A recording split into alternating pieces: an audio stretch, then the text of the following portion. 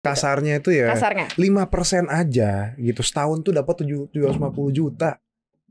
5% aja ya gitu loh. kagak ngapa-ngapain. Kagak ngapa-ngapain. Ngapa-ngapain bos di sini. Cuma permasalahannya kenapa kok tiba-tiba dia malah mendanai proyek-proyek yang fiktif itu yang nggak jelas itu.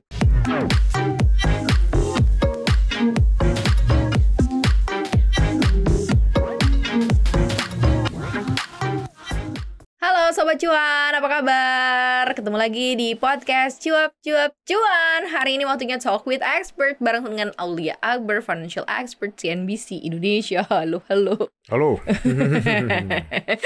Apa kabar? Kabar baik. Kita ngomong apa ini hari ini nih?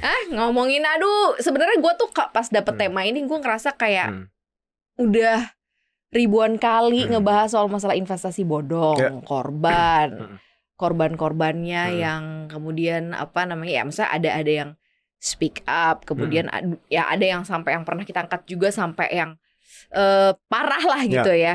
Cuman ini lagi dan lagi sebenarnya ini terjadinya tuh untuk mereka yang punya atau berada di level keuangan yang kayaknya udah financial freedom gitu ya. Iyalah, ya nggak sih, orang-orang kaya gitu.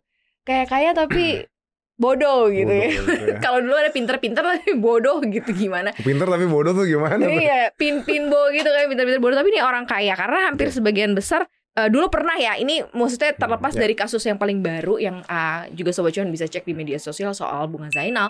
Tapi sebelumnya itu pernah ada juga Anya Dwinov, pernah juga ada beberapa selebriti yang kembali lagi terjerat sebuah investasi bodong gitu. Karena kan memang sebenarnya kalangan mereka adalah kalangan yang paling becek lah ya bahasanya. Itu saya ibaratnya siapa sih yang nggak mau duitnya jadi duit lagi gitu. Siapa sih nggak mau make money dengan uang yang dia punya. Tapi menurut lu kenapa sih begini fenomenanya, kenapa gitu? Ya sebetulnya agak bingung juga gitu. Orang udah punya duit segitu banyaknya gitu ya. Instrumen pasar modal tuh segitu jelasnya gitu disosialisasikan. Tapi masih aja ketipu gitu ya. Masih aja ketipu sama yang nggak jelas, yang dari temennya lah, dari Pak D-nya, dari tantenya. Pasti dari circle sih ya. Dari circle. Nggak jauh-jauh sebetulnya ya. itu pertama dari circle. Dari circle itu akan menumbuhkan kepercayaan mungkin ya di situ. Kepercayaan apalagi dikasih cuannya gede segitu, dan ibaratnya duit juga mungkin berapa persen dari uang dinginnya dia yang mungkin dia hilang. Yaudahlah kalau hilang segitu ya akhirnya ketipu. Nah, someday mungkin ada lah ya yang kebacut sama yang ibaratnya gini, udah kepatil lah sama imbal hasilnya. Mungkin ini persennya deket banget atau gimana sampai dia berani miliaran, bahkan katanya sampai pakai uang dana pendidikan anaknya dia, which is tuh salah besar kalau udah seperti itu ya.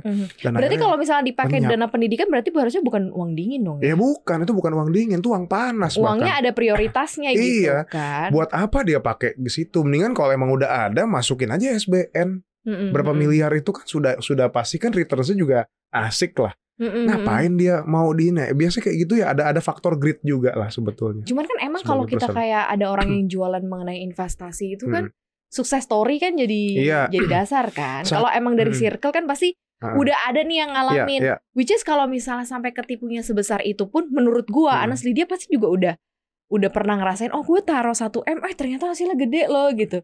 Padahal sebenarnya duitnya dia yang dibalikin. Atau nggak duit orang lain yang naruh di sana.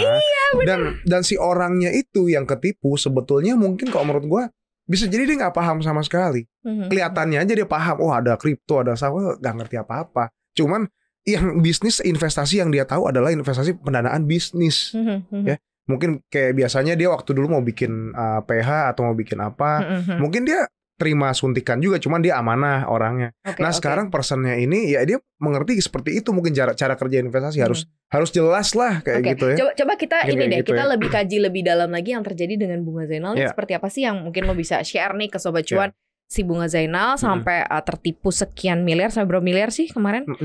Sampai 15. Tapi itu katanya ini ya dengar-dengar itu nama kejadiannya katanya duit gabungan dari ada PT-nya juga. Jadi dia dengan suaminya gitu kan, abis itu total di 15 gitu ya. Nah sebelumnya itu di 6,5 M apa ya. Dan itu ya mulainya memang akhirnya ketahuannya ketika ada pembayaran macet. Pasti ending-endingnya gitu. Ending-endingnya begitu ya. Mau yang kasus alat kesehatan segala macam. Someday itu akan ada macet pembayaran di situ. Nah biasanya kalau memang mereka yang bikin skema Ponzi, macet tuh kejadiannya ketika dia udah nggak bisa narik pendana lagi nih di situ, nggak bisa narik cukong-cukong baru, nggak bisa bayar return di situ, macet di situ. Nah macet selesai lah semua. Nah kejadiannya si Bunga Zainal itu ketika sudah macet tiba-tiba dia bilang ini dana pendidikan anak saya. Wah ini udah bahaya banget malahan ya. Udah ibarat investasinya bukan uang dingin, dana pendidikan pula, pengeluaran wajib pula di situ. Dan habis itu ya untungnya sudah diusut ke kepolisian, dan ngusut kayak gini juga nggak segampang itu. Ya karena kenapa? Karena kita mesti lihat dulu MOU-nya seperti apa. MOU-nya gimana kita bisa mungkin ngejerat karena orang deket itu kali, orang yang udah dikenal itu, dan nggak ribet kan biasanya. Mungkin kalau misalnya orang dalam pekerjaan tertentu atau mungkin posisi tertentu di perusahaan atau mungkin sibuk banget sampai akhirnya wah ini nggak ribet kok sama dia, udahlah gitu kali ya. Mungkin ya salah satunya gitu ya, bisa jadi seperti itu. Atau mungkin dia punya track record, bisa aja ya kita nggak tahu ya dulu personnya seperti apa gitu. Mungkin dulu dia sempat ngerunning yang model seperti ini terus abis itu berhasil atau gimana, jadi testimoni orang atau gimana, kita nggak tahu. Ya tapi yang jelas faktor kedekatan itu bisa jadi salah satu faktor yang benar-benar membuat trustnya calon pendana ini jadi cukup gede gitu. Apalagi dia deket banget gitu. Mungkin dia saudara, mungkin bisnisnya dia jelas atau kayak gimana. Nah itu bisa jadi seperti itu. Cuma balik lagi ya, ketika kita harus lihat skemanya juga, which means ini ya kayak MOU-nya lah di awal ya. Seperti apa sih sebenarnya bisnis pendanaan ini, pemberian returns-nya seperti apa, terus penyelesaiannya seperti apa ketika ada one prestasi.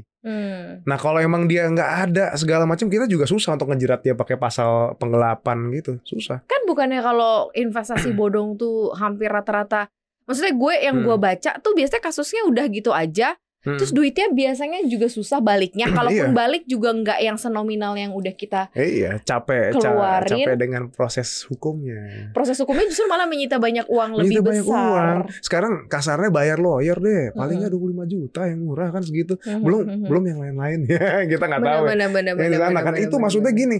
Ya lu sekarang rugi segitu gitu ya, dengan you bayar inu worth it apa enggak. Makanya tuh kadang-kadang penipu juga pinter. Dia nipunya di nominal yang ibaratnya kalau orang mau ngurusin tuh bakal capek juga. Tapi kalau gue rasa sih di 15M tuh pasti ya itu besar lah.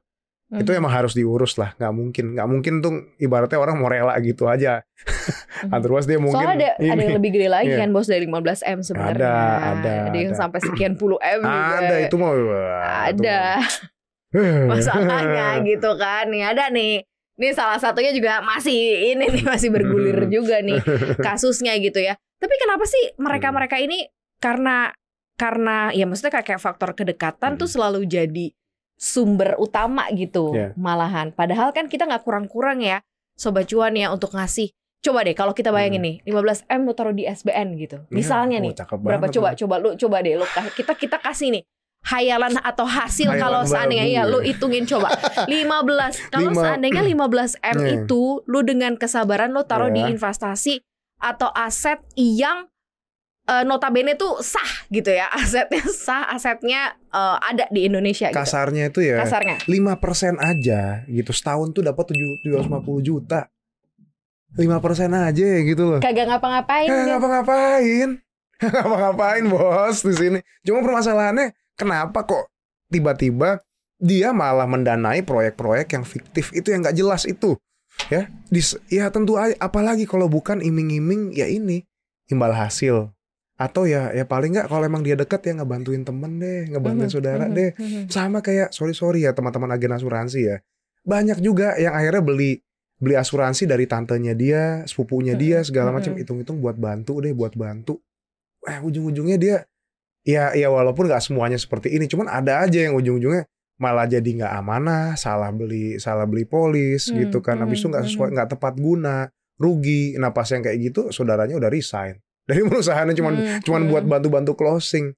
Nah ini kan biasanya kalau orang dekat, gue sering tuh kayak kesel banget gitu, gue mau agen asuransi apa, begitu gue mau pakai asuransinya udah cabut deh tuh. Nah, itu bingung gue siapa yang ngurusin. Nah makanya kan kayak gitu, makanya kayak gitu kan rata-rata itu juga praktik kayak gitu juga di orang-orang terdekat juga sebetulnya ini banget. Kita kalau nolak sepupu saudara sendiri kan pasti ada faktor nggak enaknya. Nah ini mungkin dia, ya kita nggak tahu lah apakah dia pakai dalihnya dia pakai iming-iming returns atau mungkin ya itu bantu. Bantu, tapi dia ada duit bantu gitu kan. Terus tiba-tiba nanti dibalikin, malah gagal bayar. Sebenarnya kalau kita mau tahu itu kan bentuk investasi macam-macam ya. Sebenarnya ada juga investasi yang kita mendanai proyek kayak P2P. Ya kan, kita jadi ya, lender juga jadi itu kan. Tapi kan maksudnya itu beberapa startup menawarkan hal itu, kita jadi lender terus nanti ketemu borrowers yang bisa istilahnya ada sebenarnya jenis bentuk seperti ini. Tapi kalau kita mau ke screening out lebih awal untuk kita tahu bahwa ini tuh apaan sih gitu yang harus dicek, apa sih Mas Akbar? Perusahaannya atau orangnya atau jenis instrumennya. Ini kalau investasi kemana nih? Sorry, kalau misalnya ke ini yang dialamin sama Kakak Bunga.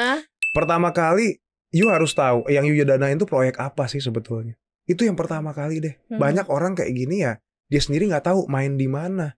Ya, kayak waktu dulu tuh ada kasus nasabah gue ya ceritanya, dia ketipu masalah pengadaan pemadam kebakaran dari Korea. Dia bilang kayak gitu. Dia ternyata si pelakunya itu sengaja milih investor yang emang dia nggak tahu sama ini. Jadi ya gampang di prospek seperti itu. Jadi kalian harus tahu bisnis seperti apa dan bagaimana make money dari situ.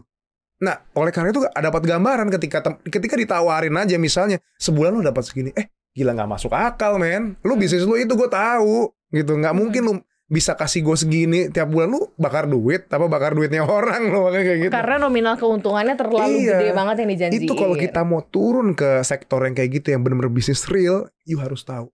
Nggak bisa kayak gitu. Nah, kedua ya sudah, faktor keduanya ya dari pengelolanya siapa gitu. Tapi intinya nomor satu bisnisnya harus tahu. Karena ini bukan main-main lah.